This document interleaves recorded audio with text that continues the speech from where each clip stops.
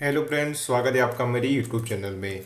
पिछली वीडियो में हमने साइड बार, फूटर और हेडर के लिए एक सेपरेट फाइल क्रिएट की थी और उसको हमने बेस फाइल में इंक्लूड करवाया था। आज की वीडियो में हम लॉगिन पेज को क्रिएट करेंगे। तो लॉगिन पेज को क्रिएट करने से पहले हमें यहाँ पर login.html की एक फ़ाइल क्रिएट करनी पड़ेगी। तो ये हमारा टेम्पलेट से, इसमें हम यहाँ बाहर की ओर ही यहाँ पर login.html को क्रिएट कर लेंगे। तो ये हमारी login.html अब क्रिएट हो गई। अब हम यहाँ टेम्पलेट में जाके लॉगिन पेज को मैं सबसे पहले आपको दिखा देता हूँ। तो ये टेम्पलेट है और ये टेम्पलेट का ये लॉगिन पेज है, तो हम इसी का यूज़ करेंगे। तो ये इसके कोड को मैं नोटपैड प्लस प्लस में ओपन कर दूँगा। तो ये मेरा लॉगिन पेज का सारा कोड यहाँ पर ओपन हो गया। तो ये जो लॉगिन पेज है उसमें हम बेस फाइल को इंपोर्ट नहीं करेंगे, क्योंकि इसमें हेडर, साइड बार और फूटर नहीं है।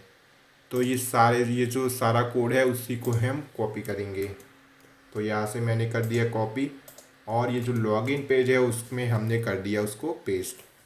पर यहाँ पर एक दिक्कत है कि ये इसकी जो CSS और जावास्क्रिप्ट ये एसेट फोल्डर में दिखाई दे रहा है। तो ये सारी एसेट फोल्डर, इस एसेट फाइल से है, वो हमारी स्टैटिक फोल्डर में है। तो हमें यहाँ पर बताना पड़ेगा कि ये फाइल कहाँ पर है। तो सबसे पहले हमें स्टैटिक फोल्डर को यहाँ पर लोड कराना होगा। तो स्टैटिक फोल्डर को लोड करने के लिए लिखेंगे लोड स्टैटिक। तो ये हमारी स्टैटिक फोल्डर यहाँ पर लोड हो गई। अब यहाँ पर इस तरीके से ब्रैकेट करके % करके स्टैटिक, और इसको सिंगल कोट में रैप कर देंगे, और ये % ब्रैकेट क्लोज। तो इस तरीके से हम सारी जो लिंक्स है वो जो जो चीज़ें हमारी स्टैटिक फोल्डर से यहाँ पर आ रही है, सभी के आगे हम ये चीज़ कर देंगे। तो मैंने ये सभी CSS के आगे कॉपी पेस्ट कर दिया। अब नीचे की ओर ये जावास्क्रिप्ट है, तो हमें ये सारी चीज़ों को जावास्क्रिप्ट में भी करना पड़ेगा। तो अब इसको एंड भी करना होगा। तो यहाँ पर इस तरीके से उसको कर देंगे एंड, और ये सभी जो हमारी लिंक्स है वहाँ पर उसको करेंगे एंड। तो यहाँ पर भी उसको कर देंगे एंड। तो ये हमारे जो स्टैटिक फोल्डर से हमने सारी जो लिंक्स है वहाँ पर हमने बता दिया कि ये असेट फोल्डर ये स्टैटिक फोल्डर के अंदर है। तो अब हम यहाँ पर हमने ये लॉगिन पेज तो क्रिएट कर दिया, पर उसका कोई हमने पाथ नहीं दिया हुआ है।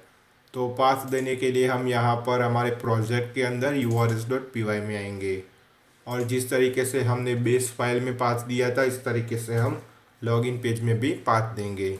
मैं यहाँ पर एक कमेंट कर देता हूँ लॉगिन पाथ, ताकि हमें पता चले, क्योंकि यहाँ पर कई सारे पाथ्स आएंगे। तो यहाँ पर लिखेंगे पाथ, फिर यहाँ पर लिखेंगे लॉगिन /views.login, और उसका नाम देंगे लॉगिन। अब ये जो हाईलाइट हो रहा है वहाँ पर आपको कर्सर ले जाना है, और यहाँ पर बल्ब आइकन पे क्लिक करके क्रिएट फंक्शन लॉगिन इन मॉड्यूल्स views.py। आप इस तरीके से भी क्रिएट कर सकते हो, और ये हम अब मैन्युअली भी इसको क्रिएट कर सकते हैं। तो हमने बेस फाइल को इस तरीके से क्रिएट किया था, तो अब मैं मैन्युअली क्रिएट करके आपको बता देता हूँ।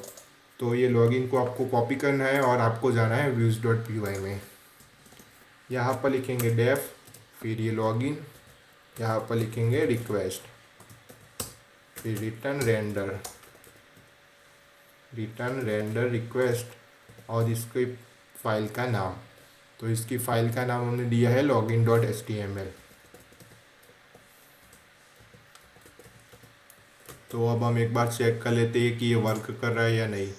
तो इसको मैं कॉपी करूँगा, और हमारे जो पाथ है ये भी इसकी जगह पर हम करेंगे लॉगिन। तो यहाँ पर मुझे ये लॉगिन पेज मिल गया, पर यहाँ पर एक लोगो है, तो लोगो ये स्टैटिक फोल्डर से लोड नहीं हो रहा।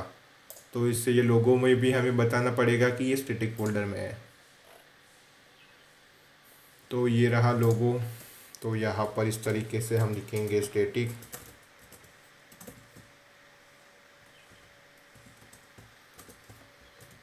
तो अब ये लोगो भी आ जाएगा।